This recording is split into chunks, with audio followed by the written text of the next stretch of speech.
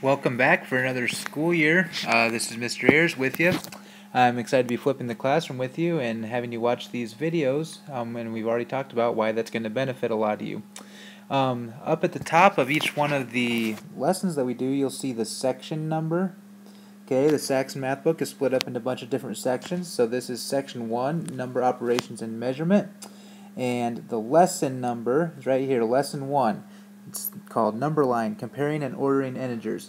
Okay, now I know a lot of you will probably be printing off your notes to make it easier to write everything down, but if you are writing your notes on your own, then you should always be writing down the lesson the section of the lesson and the lesson number. Okay, so be writing down all that stuff at the top. I'm going to start you off with this image because I thought it was kind of cool and thought it was a good way to kick off the school year. These guys are talking this picture and they say, "I forgot to make a backup copy of my brain, so everything I learned last semester was lost." And some of you, that might be true. Okay, you might not remember a whole lot from last year because you just had 3 months of the summer and you might have forgot everything. Okay, well, the good news about Saxon is there's a lot of review stuff to start with. So a lot of the stuff we're starting with is stuff you should have seen before. Okay, so I thought that picture was just an appropriate way. And if that is you, if you are somebody who's forgotten a lot of stuff, don't worry too much about it. We'll do a lot of review. Okay, so let's get moving on with the lesson now. Okay, some of the lessons that we do are going to have vocabulary words that I want you to write down. So if there's a section that says new vocabulary, make sure you're writing down the words with their definition. Okay, one new word that we're going to introduce to you is called absolute value. Okay, some of you might know what that is, but most of you probably won't. So absolute value just means how far away a number is from 0. So how many spaces away from 0 is a number. And we'll talk more about what that means in just a little bit. Okay, here's our first objective. Now when you're taking your notes, again, if you're writing down and you're not printing them off, make sure you're writing down the objective. So objective 1 is to recognize the sets of counting numbers, whole numbers, and integers. Recognize just means be able to tell me about them. Sets are just groups of numbers. Okay, so we got 3 different types of numbers we want to talk about here. Whenever we write a set of numbers, I want you to put brackets around it. Okay, that kind of funny little squiggly bracket. Now, counting numbers, think about that. When you were 2 or 3 and you're sitting on mom or dad or grandma and grandpa's lap, and they were teaching you how to count. Or maybe you didn't learn how to count until you were 11, 12, 13, or maybe you still don't know how to count. But anyway, think about when you learned how to count. Okay, what are the numbers that grandma and grandpa, whoever it was, taught you? Okay, those numbers are 1, 2, 3, and then so on and so forth. They go 4, 5, 6, 7, 8, 9. That pattern continues. So I can just put a little dot, dot, dot. That's called an ellipse to represent that pattern goes on forever. So 1, 2, 3, 4, 5, 6. I can keep going that pattern forever that way. Okay, and then I'm just going to put another little bracket around it. So this is how I represent my set of counting numbers. Okay, whole numbers, again, I'm representing a set. So I put a bracket there. Whole numbers are the same as the counting numbers. Okay, they're all positives, except 0 is added in too. So instead of starting at 1, I start at 0, and then go in that pattern. 1, 2, 3, so on and so forth. Dot, dot, dot. And that little dot, dot, dot is called an ellipse. Okay, so that just means I can go in that pattern forever. So I can go 4, 5, 6, 7, 8, 9, 10, so on and so forth. Okay, now integers are the last set of numbers we're going to talk about. They're the same as the whole numbers, except they also have the negatives. Okay, so I'm going to put a dot, dot, dot to show I can keep going in the negatives. But then I have -3, -2, -1, 0, 1, 2, 3, and we'll put another ellipse here. Okay, so this means that if I keep going this way, I can go 4, 5, 6, 7, 8, 9 all the way out. And if I keep going this way, I can go -4, -5, -6. Okay, so that's the set of integers. They're all the positives and the negatives.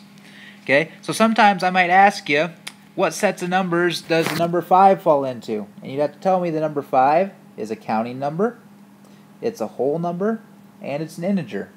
Okay, so that might be a problem you get.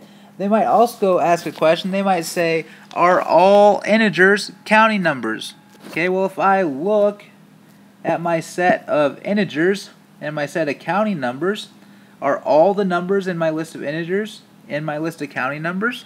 The answer is no, because counting numbers don't have negatives. Okay, so not all integers are counting numbers. Okay, but if I ask you, are all counting numbers integers? Okay, all those numbers are included. Okay, objective number 2 is to graph points on a number line.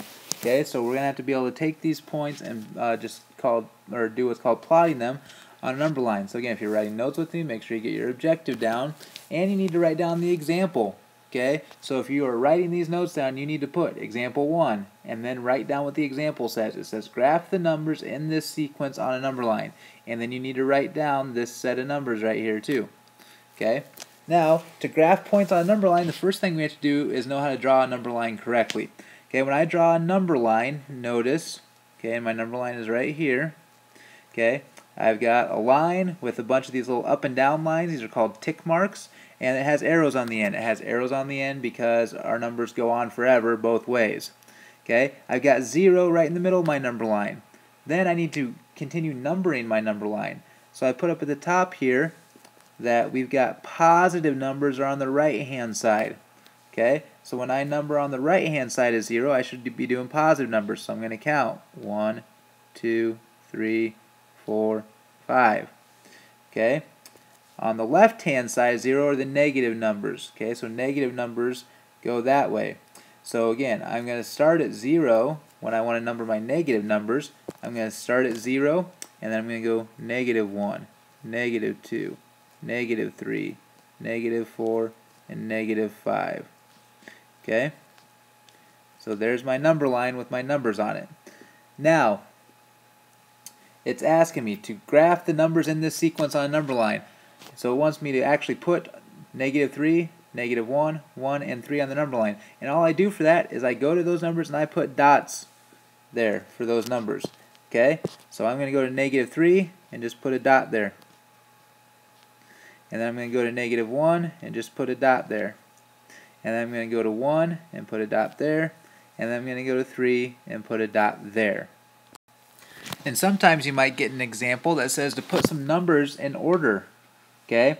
Now, some of you might be able to do that without using a number line, but I'm going to show you how you can use a number line. So let's say I have those same numbers just kind of mixed around. So instead they're going in order 1, 3, -3, and then we'll throw -1 out in front of here.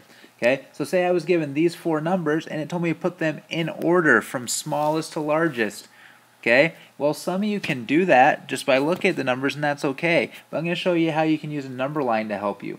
Okay, so when we use a number line, the farther we go to the right, we get bigger numbers over here. Okay, and then our negative numbers, the farther we go to the left, we get smaller numbers.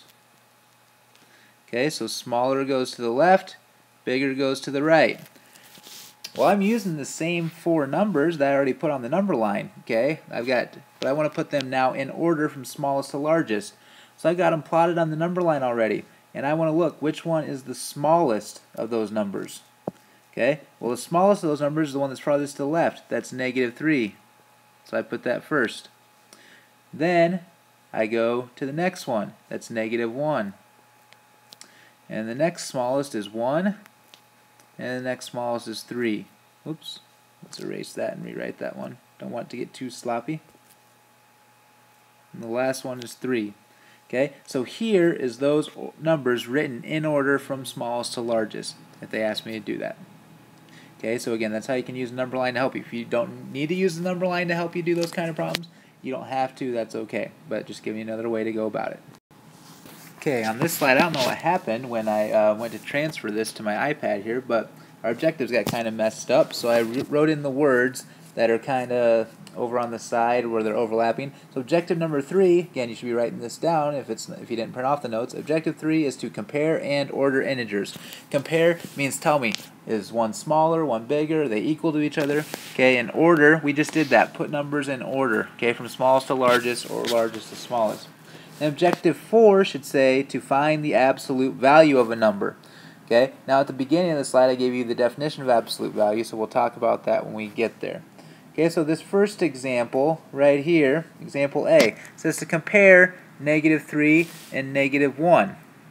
Okay, well if I want to compare -3 and -1, I need to think back to my number line.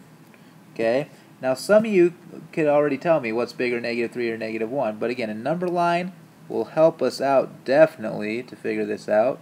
So if I make a number line here, I number it 1, 2, 3, and -1, -2, and -3. Remember, my smaller numbers go to the left, go this way. Okay, so the farther away I get from 0, the smaller I get when I go this way. So if I'm going to compare these numbers, -3 and -1, well, right here is -3, and right here is -1. Now remember, you gotta stop and think, are my smaller numbers on the left or on the right of the number line? We just talked about this. My smaller numbers are on the left. So that means that -3 is smaller than -1. So when I compare these, I want to put a symbol that looks like this, the less than symbol. That says -3 is less than -1. Okay, now how I like to think about this, if you did this right, you should remember there's less than, greater than, and equal to. Okay, this says -3 is less than -1, and if you've done this right, this guy is kind of like an alligator with little teeth here, and our alligator always wants to eat the bigger number because he's hungry. Okay, very hungry alligator. So my alligator is eating the bigger number. It's eating -1, and that should make sense because -1 is farther to the right on my number line. Okay, now over here in section B, these might look new to you. Okay, this little symbol that you see right here around these numbers, this kind of up and down symbol like this, that means absolute value. Okay, and if you look back at your definition you wrote down, absolute value means how far away is this number from 0. Okay, now I'm going to kind of use my number line I already drew to help us a little bit. So the absolute value of -3 is what this says. Well, before we can compare these numbers together, we have to know what is the absolute value of -3, or how many spaces away is -3 from 0. Well, here's my number line over here again. If I start at -3, I want to know how many spaces do I have to travel to get to 0. Well, I'm going to travel 1, 2, 3 spaces to get to 0. Okay, so the absolute value of -3 is 3. Okay, same thing for the absolute value of -1. For the absolute value of -1, I want to know how many spaces away from 0 is -1. So if I look at my number line again, -1 is 1 space away from 0. So the absolute value of -1 is just 1. Okay? Well, now I'm being asked to compare those two. Okay? So how does 3 compare to 1? That's what they want to know. What symbol would I put in there? Remember, my alligator needs to eat the bigger number. Okay, so he's going to be hungry and eat the 3. And there's his teeth. It's hungry. He's going to eat them up. Okay, so my alligator mouth needs to be pointing to the left. So I'm going to fill that same symbol in up here. So the absolute value of -3 is greater than the absolute value of -1. Okay, and this is our last example. So again, make sure you write down the example unless you printed off the notes. But if you did print off the notes, make sure you're adding in anything that I add in. So the example is to write two numbers that are 4 units away from 0. Okay, so I want to know what are two numbers that are each 4 spaces away from 0 on the number line. Okay, that's the same question as if I asked you what numbers have an absolute value of 4. Remember this sign, this up and down sign right here means absolute value. This N just stands for numbers. It says what numbers have an absolute value of 4. So what numbers are 4 units away from 0? Well, if I look at my number line, I can travel on my number line 4 units. And I can start at 0 and travel 4 units to the right and go 1, 2, 3, 4. And that gets me to 4. Okay? But right isn't the only way I can travel on the number line. I can start at 0 and travel to the left and go 1, 2, 3, 4 units to the left and end up right here at -4. Okay? So my answer, two numbers that are 4 units away from 0, are 4 and -4. And again, that's the same thing as this problem right here, asking what numbers have an absolute value of 4. What numbers are 4 spaces away from 0? Okay, now notice when I wrote my answer, I put a little box around it. I like you to put a box or circle your answers when you're done. Okay, those are our examples. That's our lesson for today. So best of luck on your homework, and if you have any questions, make sure you ask me.